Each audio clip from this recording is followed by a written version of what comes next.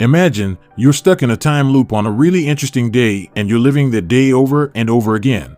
It also happens with this little nerd. Will he enjoy this day, or is it just a curse for him? Living a life without repercussions. At the beginning of the film, we see Rob, who dreams of a pretty young girl writing him. Yes, it starts like that. Rob Crabb, a high school student, suddenly wakes up when his mother enters the room. She is really embarrassed to see her half-naked son and just asks him to put his sheets in for washing. Quickly, Rob is getting ready for class and talking to his father, Jim, about his interview for Georgetown University. Jim then gives his son his old headband from the years when he was part of the Georgetown sports team.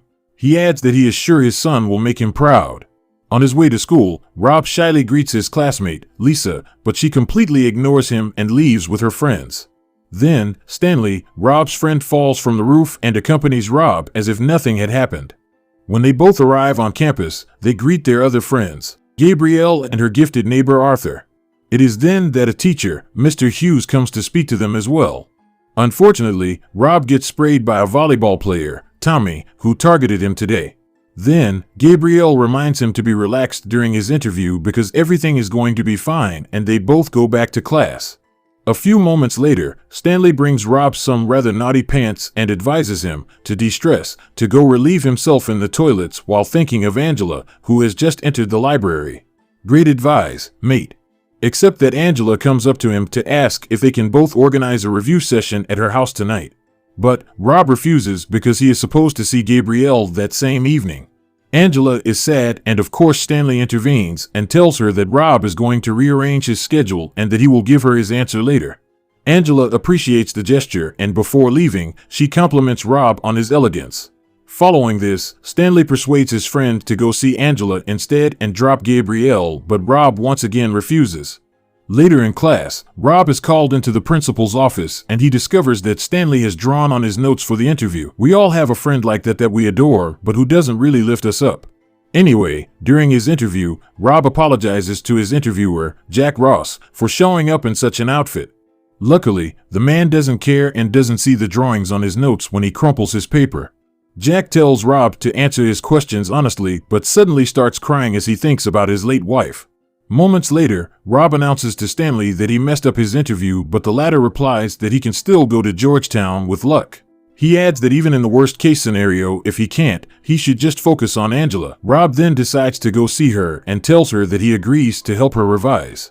He then goes to Gabrielle to cancel their plan and telling her that he doesn't feel well.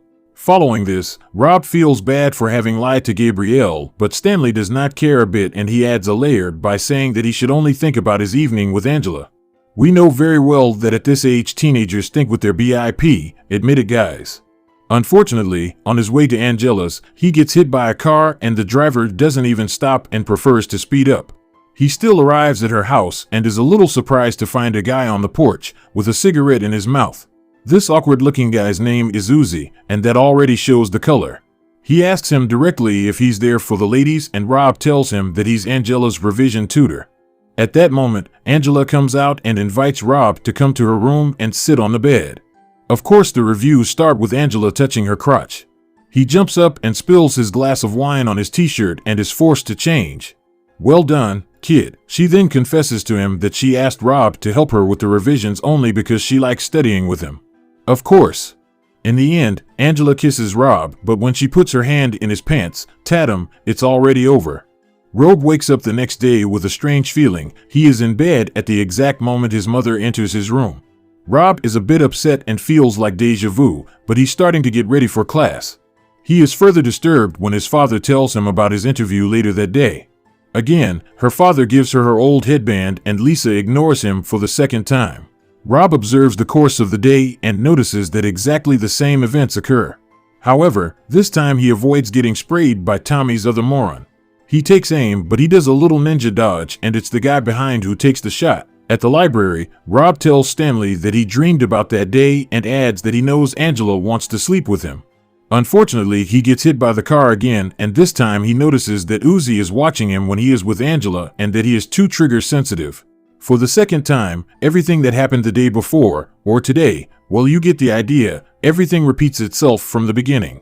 This time, he avoids the car but is finally run over by another. We do not force his destiny.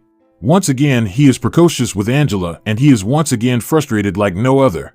This time, when he wakes up, he ignores his mother. Stanley and Gabrielle still notice a certain change in him when they say hello when they arrive at high school. Rob reveals this time to Stanley that he has already told him what happened with him several days ago now. He then starts doing anything and makes sure that all his friends see him groping the teacher. Because of this, he is of course summoned to Headmaster Hansen's office. The latter tells him that the police are coming to get him. However, before he can leave, a girl, Sally, kicks him in the balls. When Rob wakes up the next time still in his bed, he cries out in rage so loudly that his mother thinks he was talking to her. He once again goes to high school in a dire mood. He straight up cancels his plans with Gabrielle, ignores Mr. Hughes and Tommy when he crosses paths with them. In the evening, he still goes to see Gabrielle at her house and really tells her what is happening to her. Naturally, she doesn't believe him and asks him to tell her his dream stories the next day instead. Then, she suggests that he should ask Arthur for help and go to his house. Suddenly, Arthur's grandmother attacks Rob, shouting the word Jaduga. Following this, Gabrielle and Arthur's mother intervene and the mother tackles him to the wall. Shortly after, he wakes up again in his bed. This time, upon arriving at school, he forces Arthur to help him with his problem and follows him to the bathroom. There, he dips Arthur's head underwater to make him talk and asks him what Jaduga means.